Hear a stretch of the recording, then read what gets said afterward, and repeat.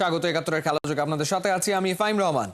ব্যাটে বলে মিরাজ ম্যাজিক, মুগ্ধ হয়ে সাবেক অধিনায়ক হাবিবুল বাশার বলছেন সাকিবের অভাব একদমই টের পেতে দিচ্ছেন না এই ডানহাতি অলরাউন্ডার। যদিও চট্টগ্রামে স্পিন উইকেট দেখে বেশ অবাকই হয়েছেন হাবিবুল বাশার। তার প্রশ্ন, জিম্বাবুয়ের বিপক্ষেও কেন বানাতে হবে এমন পিচ? সাইফুল রূপকের রিপোর্ট। সেই জুতোটা মিরাজ পায়ে লাগিয়েছেন এবং ভালোভাবেই সেটার ব্যবহার করছেন।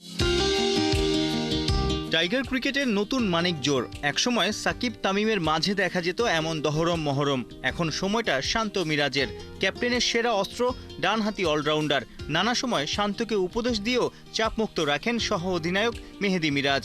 বল ঘুরিয়ে 2 ইনিংসেই ফাইফার। চট্টগ্রাম টেস্টে মিরাজ বেশি মুগ্ধ করেছেন উইলোর ঝলক দেখিয়ে। টেল এন্ডারদের নিয়ে অমন ক্যালকুলেটিভ ব্যাটিং, অসাধারণ সেঞ্চুরি। সাকিবের অভাব তো একদমই টের পেতে দিচ্ছেন না magician Miraz. Good to see Miraz. এই অলরাউন্ডার আমাদের সবসময় ছিল একজন, সাকিব আল হাসান। তাকে হয়তো আমরা নিয়মিত পাবো না, বাট সেই জুতোটা মিরাজ পায়ে লাগিয়েছেন এবং ভালোভাবেই সেটার ব্যবহার করছেন। যেই পজিশনটায় মিরাজ খেলে নাম্বার 7, খুব ইম্পর্টেন্ট এবং ইউনিক পজিশন। এইখানে রানটা কিন্তু অনেক সময় ম্যাচের পার্থক্য করে দেয়। মিরাজ যখন রান করছে, দেখুন মিরাজ যখন রান করে সেই ম্যাচগুলিতে আপনি খেয়াল করে দেখবেন বাংলাদেশের ম্যাচগুলি জিতছে। রান তো সবাই করে, সব রান ইম্পর্টেন্ট, বাট যখন রানটা জয়ের জন্য সাহায্য করে সেই রানটা বেশি ইম্পর্টেন্ট হয়। এবং মিরাজের ইনিংসগুলি ম্যাক্সিমাম ইনিংস দেখবেন উইনিং রেশিও অনেক বেশি। যদিও বড় জয়ের প্রশংসার সাথে চট্টগ্রামের পিচ নিয়েও চলছে সমালোচনা। সিলেটে স্পোর্টিং উইকেটে লজ্জার হারের পরও ক্যাপ্টেন শান্ত প্রেস কনফারেন্সে বলেছিলেন পিচ নিয়ে একই পরিকল্পনায় এগোতে চান। অথচ হোয়াইট ওয়াশ এড়াতে সাগরিকায় ফিরে এলো লো টার্নিং উইকেট। জিম্বাবুয়ের সাথে প্রথম টেস্ট ম্যাচের পরে কিন্তু আমরা কন্ডিশন পাল্টে ফেলেছি। স্পিন উইকেটের কথা পাল্টে ফেলেছি। আই হোপ আমাদের এটাই হয়তো ওয়ান অফ টেস্ট ম্যাচ হবে যখন আমরা র্যাঙ্কিংয়ের নিচের দলগুলির সাথে খেলবো। দেখুন আমরা যখন আফগানিস্তানের সাথে খেলেছি, আয়ারল্যান্ডের সাথে খেলেছি, তখন কিন্তু আমরা স্পোর্টি উইকেট প্রডিউস করে জিতেছি, ভালোভাবে জিতেছি।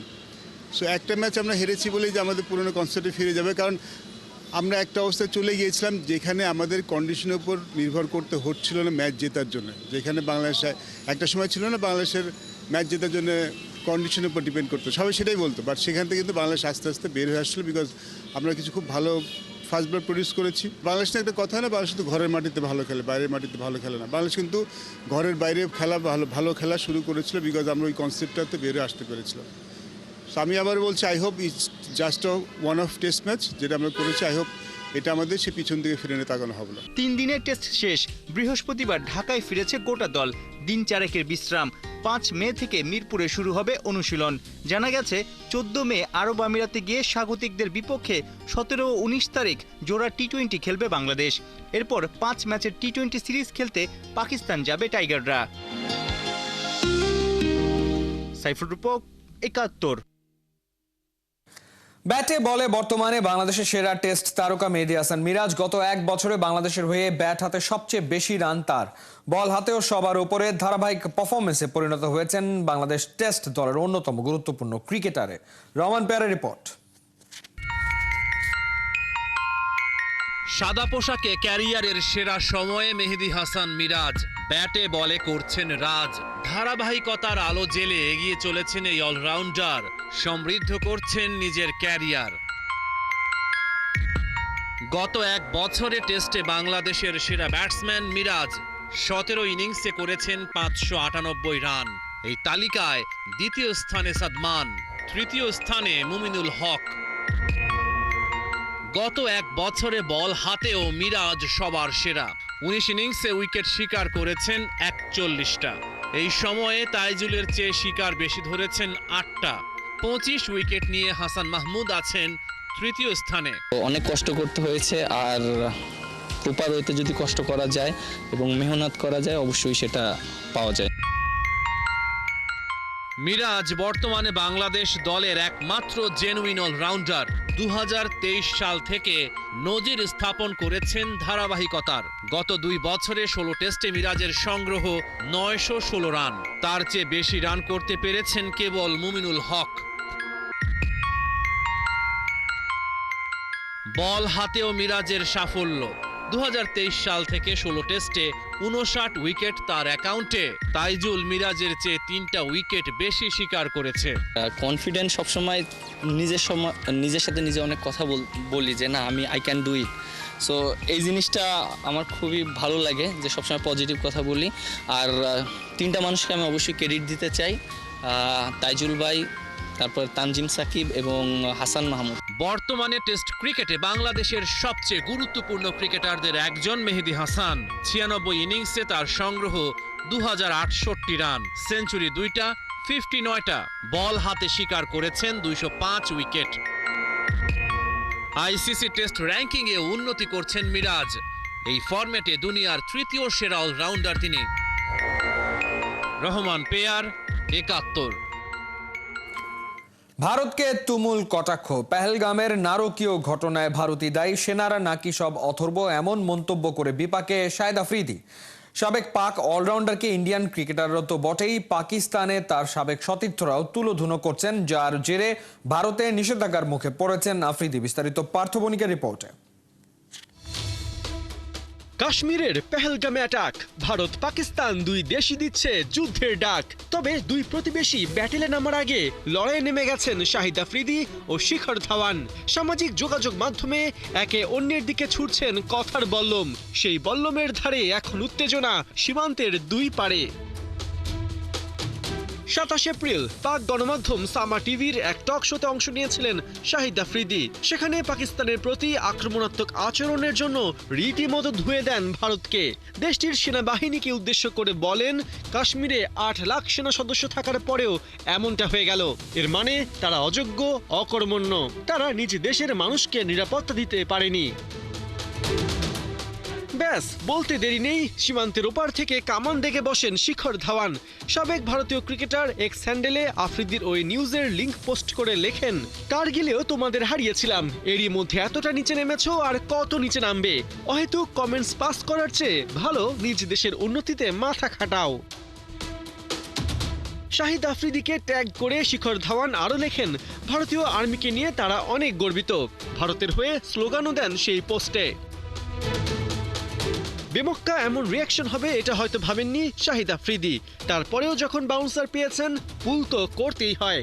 2019 সালে এয়ার স্ট্রাইকের সময় পাক বাহিনীর হাতে আটক হয়েছিলেন ভারতীয় পাইলট গ্রুপ ক্যাপ্টেন অভিনন্দন বর্তমান। তখন চায়ের কাপ হাতে তার ইন্টারোগেশনের মুহূর্ত স্মরণ করিয়ে দেন শাহিদ আফ্রিদি। হার জিত রেখে শিখরকে চা খাবার অফার করেন সাবেক এই পাক অলরাউন্ডার। এই রিপ্লাইয়ের পর অবশ্য পাল্টা তীর এসেছে নিজ ঘর থেকেই। পাকিস্তানের সাবেক লেগ স্পিনার দানিশ কানেরিয়া যা লিখেছেন তা বোমা ফাটার মতোই। ব্যঙ্গ করে লেখেন, যে ব্যক্তি হিন্দুদের সাথে বসতে কিংবা খেতে অস্বীকৃতি জানায়, সেই কিনা হঠাৎ চায়ের আমন্ত্রণ জানাচ্ছে। জানতাম না ভণ্ডামি চা সার্ভিসের সাথেও আসে। শাহিদ আফ্রিদির মন্তব্য ঘিরে ওঠা শোরগোলে এরই মধ্যে ভারতে নিষিদ্ধ করা হয়েছে তার ইউটিউব চ্যানেল। আর এর মধ্য দিয়ে শোয়েব আখতার, বাসিত আলী, রাশিদ লতিফ ও সাবেক ফাস্ট বোলার তানভীর আহমেদের পর পঞ্চম পাক ক্রিকেটার হিসেবে ইউটিউব চ্যানেলের নিষেধাজ্ঞায় পড়লেন শাহিদ আফ্রিদি। পার্থ বণিক, 71। দেশের মাটিতে সিঙ্গাপুরের বিপক্ষে ম্যাচে সমিত সোম থাকবেন কিনা তা নিয়ে চলছিল ভক্তদের মনে জল্পনা কল্পনা। সে ব্যাপারেই বৃহস্পতিবার মিলেছে সুখবর। কানাডা সকার অ্যাসোসিয়েশনের ছাড়পত্র পেয়েছেন এই মিডফিল্ডার। লাল সবুজের জার্সিতে খেলতে সমিতের সামনে এখন বাকি কেবল 2টি ধাপ। বিস্তারিত থাকছে রায়ান আমাদের রিপোর্টে। লাল সবুজের জার্সিতে সমিত সোম খেলতে চান সে খবর পুরনো, তবে তার আগে আছে বেশ কিছু নিয়ম নীতির বেড়াজাল। সেসব পেরিয়ে কবে এই মিডফিল্ডারকে দেখা যাবে বাংলাদেশের জার্সিতে, সমর্থকদের মনে আছে সে প্রশ্ন।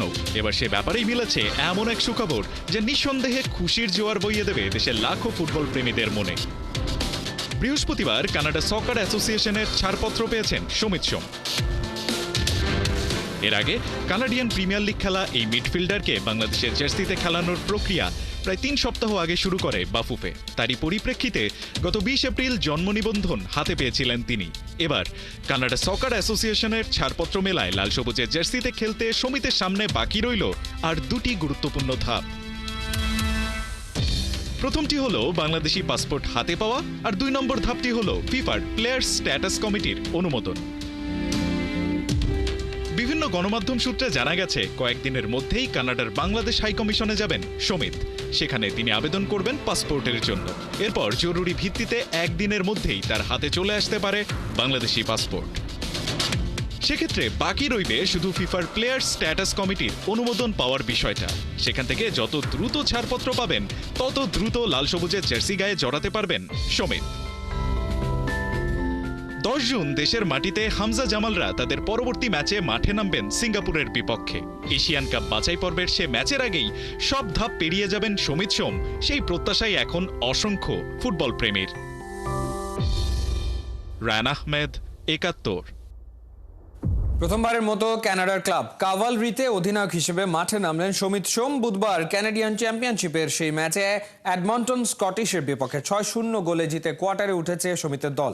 এদিকে 5 মে বাংলাদেশের পাসপোর্ট পেতে পারেন এই তারকা। আর বাংলাদেশ সিঙ্গাপুর ম্যাচের টিকিটের সম্ভাব্য দাম ঠিক করেছে বাফুফে। মেহেদী নাইমের রিপোর্ট। বাংলাদেশের জার্সি পরার নাম নিলে ভাগ্য খোলে। হামজার ব্র্যান্ড ভ্যালুর মার্কেট অ্যানালাইসিসেই তার প্রমাণ মেলে। এবার বাংলাদেশের জন্ম নিবন্ধন পাবার সপ্তাহ না পেরোতেই সুখবর পেলেন আরেক তারকা সমিত সোম। বুধবার প্রথমবারের মতো কানাডিয়ান চ্যাম্পিয়নশিপে তার ক্লাব কাভারলির অধিনায়কের আর্মব্যান্ড পরে মাঠে নামলেন লাল সবুজের আপকামিং সুপারস্টার। বাংলাদেশের মমতা মাখা জার্সিটা সত্যিই লাকি চার্ম। এমন ম্যাচে ভাগ্যটা দেখুন। এডমন্টন স্কটিশের বিপক্ষে সমিত সোম জিতল 6-0 গোলের ব্যবধানে। পুরো মাঠ জুড়ে খেললেন শ্রীমঙ্গলের ছেলে সমিত। 3 গোলের পর 64 মিনিটে কাভারলি কোচ টম হুইলডন সমিতকে উঠিয়ে সাইড বেঞ্চে বসালেও শেষ 18 মিনিটে আরও 3 গোলে অল্পের জন্য 7 আপ থেকে রক্ষা পায় প্রতিপক্ষ এডমন্টন স্কটিশ। 5 মে বাংলাদেশের পাসপোর্ট পেতে পারেন সমিত। তবে জুনের 10 তারিখে ঢাকায় সিঙ্গাপুরের বিপক্ষে দেখা যাবে কিনা সেটা এখনও নিশ্চিত নয়। বাফুফে সর্বোচ্চ চেষ্টা করছে হামজা, সমিত, কিউবা মিচেল এই ট্রায়োকে 10 জুন খেলাতে। সঙ্গে ফামিদুলের খেলার বিগ চান্স তো আছেই। এই বাংলাদেশকে থামাবে কে? এদিকে হামজার দেশের মাটিতে অভিষেক ম্যাচের টিকিট নিয়ে আগ্রহের সীমা নেই বাংলাদেশের মানুষের।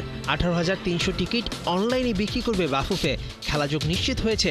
টিকিটের প্রাইস সর্বনিম্ন 300 থেকে 400 টাকার মধ্যে রাখার চেষ্টা করছে ফুটবল ফেডারেশন। শুধু তাই নয়, আগামীতে টিকিট বিক্রি থেকে আর্থিকভাবে লাভবান হতে বিগ প্ল্যানিং আছে বাফুফের মার্কেটিং কমিটির।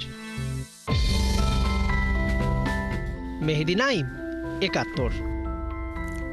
ফুটবলে দিন বদলের স্বপ্নে বিভোর কিশোররা। ওরা হতে চায় হামজা জামালদের সতীর্থ। তারুণ্যের উৎসব উপলক্ষে বাফুফের অনূর্ধ্ব 15 ফুটবল লিগ সারা ফেলেছে গোটা দেশে।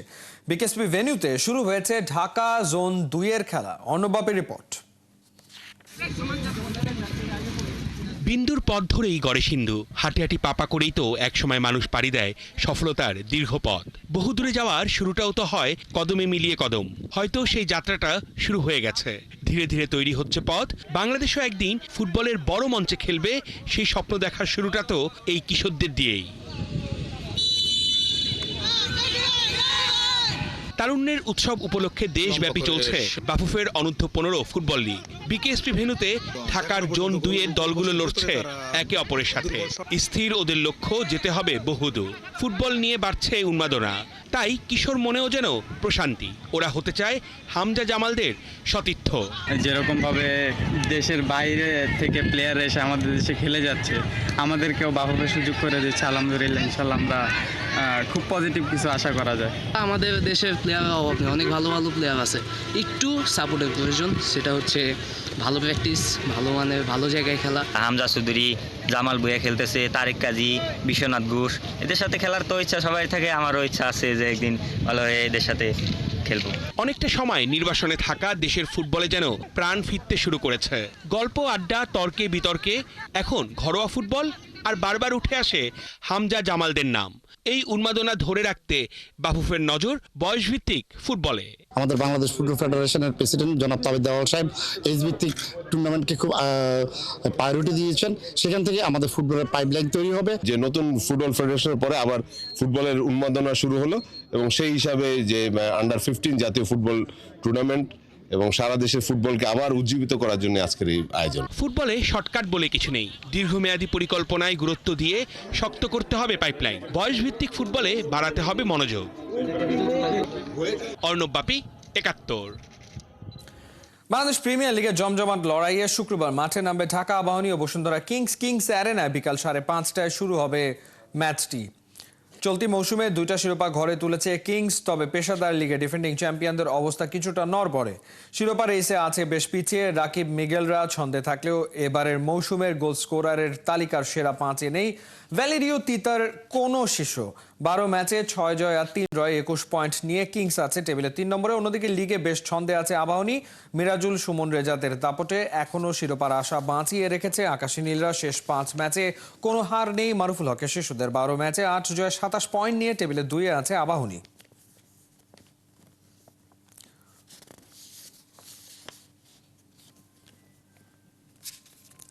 এই ছিল এই মুহূর্তের খেলাযোগে। সরাসরি সংবাদ অনুষ্ঠান দেখতে চোখ রাখুন 71 ফেসবুক পেজ এবং সাবস্ক্রাইব করুন 71 ইউটিউব চ্যানেল। 71 সাথেই থাকুন।